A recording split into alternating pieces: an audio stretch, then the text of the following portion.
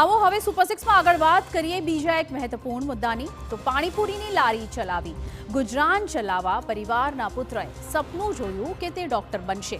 પૈસા ન હતા પરંતુ પરિશ્રમ પર ભરોસો ચોક્કસ હતો, એટલે જ એક નહીં બે વખત પરીક્ષા પાસ પણ કરી, પરંતુ જાતિના પ્રમાણપત્રના વિવાદને કારણે 2 વર્ષનો અભ્યાસ બગડ્યો।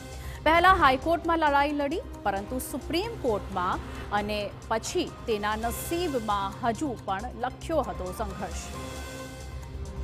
વાત છે અરવલ્લી જિલ્લાના મેઘરજની, જ્યાં અલ્પેશ રામસિંહ રાઠોડે 2 વર્ષ અગાઉ ગાંધીનગર મેડિકલ કોલેજમાં MBBSના અભ્યાસ માટે એડમિશન મેળવ્યું અને અભ્યાસના 9 મહિના બાદ તેના જાતિના પ્રમાણપત્રના વિવાદને લઈ તેનું એડમિશન રદ કરી દેવામાં આવ્યું। આમ અભ્યાસ અધૂરો રહી જવાના ડરથી તેણે હાઈકોર્ટના દ્વાર ખટખટાવ્યા, જ્યાં તેને પહેલા રાહત મળી અને બાદમાં ફરીથી નિરાશાજનક સમાચાર મળ્યા, જેને લઈ અલ્પેશ રાઠોડે સુપ્રીમ કોર્ટમાં અભ્યાસ બચાવવા માટે અરજી કરી હતી, જ્યાં તેના એડમિશનને લઈ સ્ટે અપાતા તેને રાહત મળી। જો કે વિદ્યાર્થી તરીકે તેને અભ્યાસમાં અડચણને લઈ ચિંતાઓ સતાવી રહી હતી અને આ દરમિયાન હવે તેણે ફરીથી એડમિશન નવેસરથી મેળવવા માટે પ્રક્રિયા શરૂ કરવાનો નિર્ણય લીધો છે।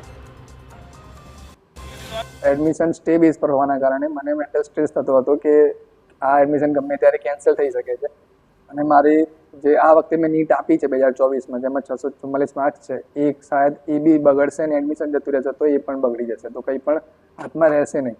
એટલે મેં કેસ વિડ્રો કરવાનું અમે પગલું લીધું ને મારા ફેમિલીએ પણ એમાં સપોર્ટ કર્યો ને એમને જ આગળ વધારીને કીધું કે કેસ આપણે પાછે લઈ લઈએ છીએ ને જે કંઈ કોલેજ મળે સેલ્ફ ફાઇનાન્સ કે GMARS એમાં આપણે એડમિશન લઈશું ને અમે ટેકો કરશું, એવું કહીને અમે કેસ વિડ્રો કરાયો। 2 વર્ષ બગડવા છતાં નવેસરથી જ એડમિશન લઈ પોતાનું અને પરિવારનું સપનું પૂરું કરવા માટે પ્રયાસ શરૂ કર્યો છે। પોતાનો અને પિતાના સપનાને સાકાર કરવા ફરી પરિશ્રમ એ જ પારસ માની મહેનત કરવા લાગી ગયો છે।